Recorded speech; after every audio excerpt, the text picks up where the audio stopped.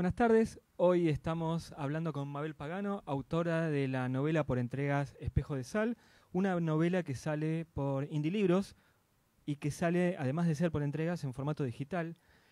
Recién nos decías tu edad, antes de empezar la charla, yo no la voy a revelar porque estamos muy cerca y así que no me conviene, pero sí hay algo raro en esto, una novela por entregas, una novela digital, con una persona que no está acostumbrada tanto al uso de la computadora. ¿Cómo es esta experiencia? Es una No, experiencia. tenés que hablar acá, tenés que hablar a la boca del micrófono. Bueno, realmente es una experiencia nueva. Si bien yo tengo 3 libros en forma digital en la editorial Sopa de Letras que he cofundado con una colega, pero esto de la entrega como tipo folletín es totalmente nuevo para mí. Y bueno, uno siempre, a veces se resiste a algunas cosas. Yo vengo, digamos, primero que tengo una personalidad conservadora, vamos a empezar por ahí. Entonces uno a veces se resiste un poco a las cosas nuevas, a este tipo de tecnología, pero hay que adaptarse porque me doy cuenta de la llegada que tiene y además hay que tener la visión un poco en el futuro. Creo que de verdad a no tan largo plazo los libros digitales van a copar el mercado y la vida de la gente porque no juntan tierra, no ocupan espacio, lo lees donde querés, en fin, es toda una revolución. Para mí es una experiencia muy grata porque es como que doy mis primeros pasos, sobre todo en el tema del folletín. Esto es como los viejos folletines. Pues claro, estás hablando de la revolución digital y estamos publicando un libro en un formato del siglo XIX, ¿no? Claro, Se reinventa todo, pero la forma queda. la esencia está. Y el tema también, digamos, es una novela que tiene una tradición importante, está situada en un momento, si bien es un tema en el que vos te sentís cómoda, la tradición, la narración tradicional, la forma de la escritura, es una forma conocida que lo que te permite es explorar en lo digital, pero hablando también de las guerras argentinas. Mira, a mí me gusta mucho la historia. Yo escribo novelas históricas, la mayoría de ellas sobre la vida de mujeres, porque me he dado cuenta, hace 25 años que me di cuenta de eso, que la historia había postergado a muchísimas mujeres cuya vida era muy interesante, que la mayor parte de los hombres, no solamente a través de sus esposas, sino de sus hermanas o de sus hijas o de sus madres, siempre tenían en su vida una mujer determinante. Así que me he dedicado, ya te digo, desde hace más de 25 años a la novela histórica basada en mujeres. Y en este caso no está basada en una mujer, pero sí algo que a mí siempre me apasionó, que es, digamos, los intereses extranjeros eh, haciendo peso sobre la historia americana. Esta novela, porque en realidad es una novela, tiene 80 páginas, es la previa de una novela que acabo de publicar el año pasado que se llama La Guerra de los 10 centavos, que aborda esta misma temática, solamente que la novela es una novela realista y esta es del género de realismo mágico, ¿no? Hay elementos que exceden la realidad. Pero es el conflicto que, o casualidad, se desata, ni bien termina la Guerra de la Triple Alianza, donde el imperialismo hizo lo suyo para que 4 países americanos se enfrentaran, 3 de ellos contra 1, en una guerra desigual, injusta, brutal y que todavía es una herida abierta en el corazón de América, porque es imposible que una alianza de 3 países se vuelva de esa forma contra alguien, digamos, un país chico como el Paraguay, que lo hayan prácticamente exterminado por razones de intereses, que no eran los nuestros precisamente. Nosotros perdimos más de lo que ganamos en la guerra de la Triple Alianza. La guerra posterior es la guerra del guano y el salitre, donde esta novela tiene lugar en la puna de Atacama, un conflicto muy serio en el que, digamos, los imperios tenían sus intereses, eran los dueños concretamente de los regimientos de guano y de salitre. Europa tenía las tierras exhaustas y hacía falta el guano y el salitre que podía ir de América. Entonces, los yacimientos eran ingleses, concretamente ingleses, y se produjo toda una invasión en esa zona eh, porque Perú y Bolivia tenían también sus intereses, Chile también, entonces había Chile respondía al imperialismo y Perú y Bolivia no, y aquí es donde se desata el conflicto. Pero en este primer capítulo que salió la semana pasada todavía no están los ingleses. Ya ¿no? van a aparecer, porque ellos siempre están. ¿Y por qué hablar sobre una situación tan acostumbrados estamos los argentinos a mirar al país del lado de adentro? ¿Por qué hablar del continente, hablar del desierto de Atacama? ¿Por qué plantear una historia en el continente y no algo en nuestro país? ¿Qué te hizo mirar hacia ese sector? Bueno, me interesó la historia, como antes me había interesado, yo tengo una novela sobre Elisa Lynch, la compañera de Francisco Solano López, que también, bueno, narro en esa novela que se llama Elisa Lynch, una irlandesa en el Paraguay, narro la historia de la guerra de la Triple Alianza. Aquí nosotros teníamos mucho que ver, porque éramos uno de los países de la Alianza.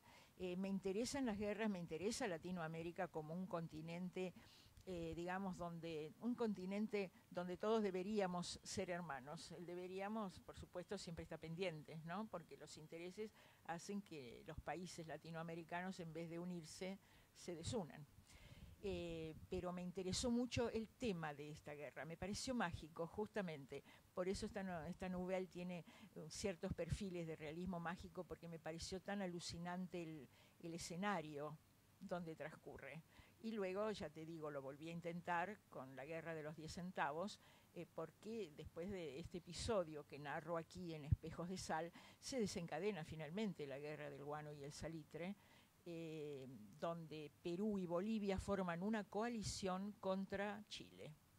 Y la Argentina se declara neutral en un pacto verdaderamente incalificable, donde los cancilleres de Chile y el canciller nuestro se reúnen, el canciller chileno, para pedir que la Argentina no entre en la guerra, a cambio de nada. El canciller argentino acepta, sin negociar, por ejemplo, los hielos continentales, que podía haberlo negociado, acepta no ir a la guerra a cambio de nada. El canciller chileno llega a la presidencia gracias a esta negociación tan exitosa. ¿Quién era? Garmendia, y el nuestro era Montes de Oca. Pero la Argentina va a la guerra, porque siempre hay un hombre esclarecido, un hombre con conciencia. Luis Sáenz Peña reúne un batallón de voluntarios argentinos y van a la guerra, a ayudar a Chile, a Bolivia y al Perú. De todas maneras, la guerra la gana Chile por el apoyo inglés y el armamento que proporcionaban. A mí me interesaron esos episodios, la guerra de la Triple Alianza y la guerra del Guano y el Salitre, pero en general el resto de mi obra transcurre todo en la Argentina. ¿Y se puede pensar esa parte de la historia con una mirada épica? La Argentina siempre tiene una historia un poco más sucia o un poco más borrosa, pero de repente las guerras, las personalidades, los personajes que tienen tanta fuerza, ¿podés transmitir épica en tus novelas? Sí puedo, porque, por ejemplo, yo rescato a un personaje de una montonera sanjuanina, Martina Chapanay, prácticamente desconocida para la gran historia. Martina era una mestiza de española y de indio, huarpe.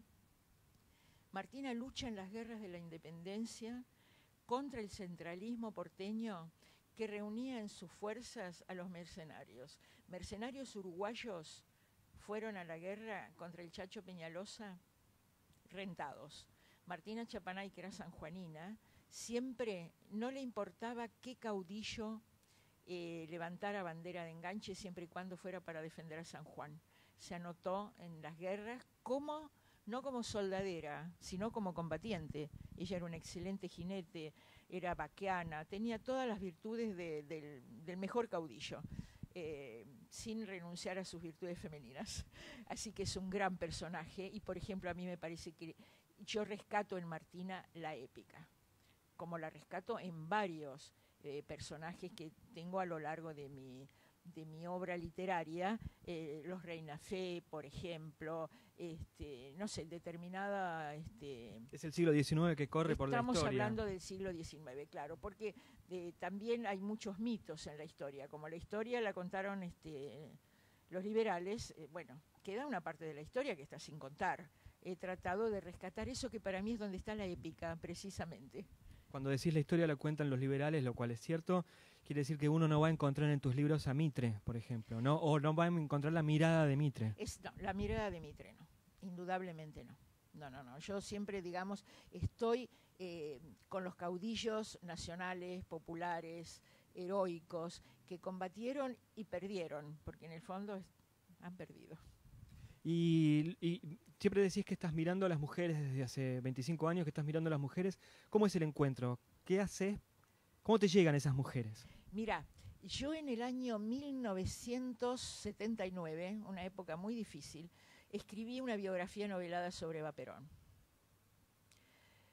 para la que me asesoró el padre Hernán Benítez, que fue el jesuita confesor de Evita. Siempre digo que ese es otro de los regalos que me hizo la vida, porque tuve oportunidad de conocerlo y de frecuentar su casa y que me asesorara sobre la vida de Evita, que me contara cosas que nadie sabía o de la que muchos tenían mitos, por ejemplo. Cuando terminamos con la biografía de Eva Perón, que se llama Eterna, es una biografía novelada, el padre me habló de Lorenza Reinafé, a quien yo no conocía, y me dio unos oficios donde estaba la demanda que Lorenza le hace en 1817 a un primo que la ha difamado. En vez de casarse con él o meterse en un convento, le hizo un juicio. Uno se enamora de un personaje como ese. Entonces, yo reconstruí la vida de Lorenza, que era una ilustre desconocida, a través de la vida de sus hermanos y de la muerte de Quiroga, por supuesto, que fue el factor desencadenante de la vida de esta gente. Pero, por ejemplo, ella tiene un papel tan heroico en la vida de sus hermanos. Primero porque cuando muere la madre, ella toma el papel de la madre. Son 11 hermanos. Ayuda a la crianza de todos.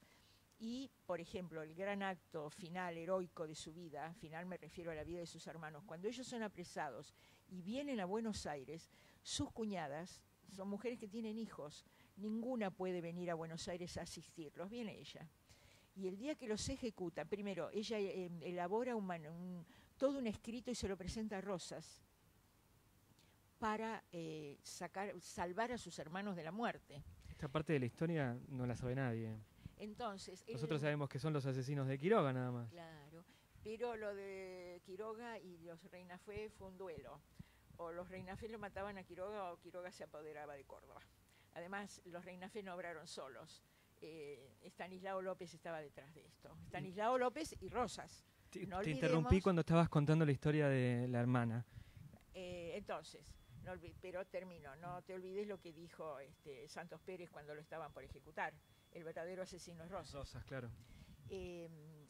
Lorenza Reinafé se queda en Buenos Aires porque, digamos, la costumbre de la época era que cuando alguien era ejecutado, si ningún familiar retiraba sus restos, iban al osario común. Así que ella presenció la ejecución y se llevó los cuerpos de sus hermanos y les dio cristiana sepultura en la Recoleta.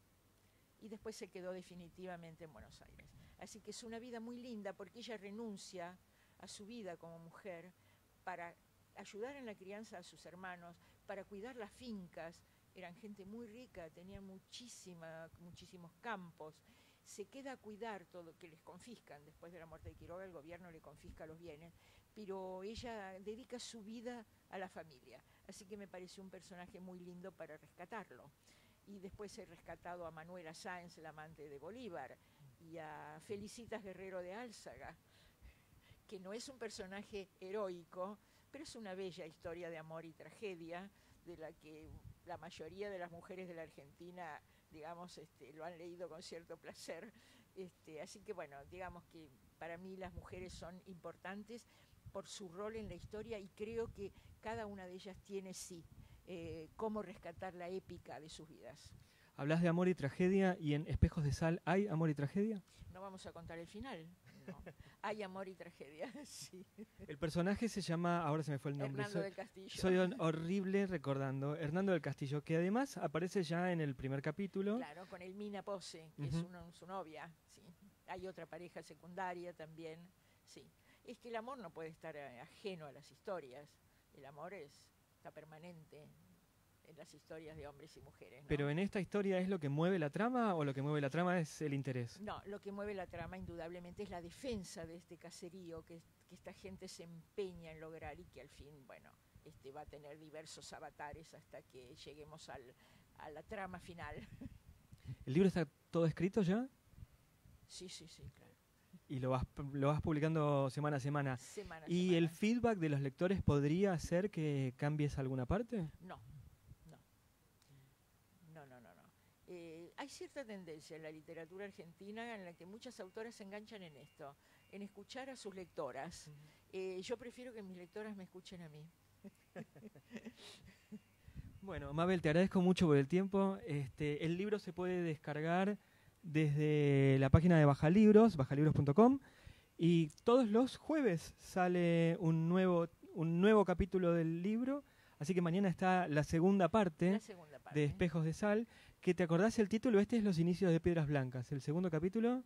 No me acuerdo. Porque, porque este libro era una unidad y después la editora lo fue parcializando. Perfecto. Así que no sé cuál es el título. Y no vamos a hablar del final. Lo que sí vamos a hablar del dramatismo creciente que tiene la historia, ¿no? Porque va aumentando el clima dramático de tragedia que impregna esta novela.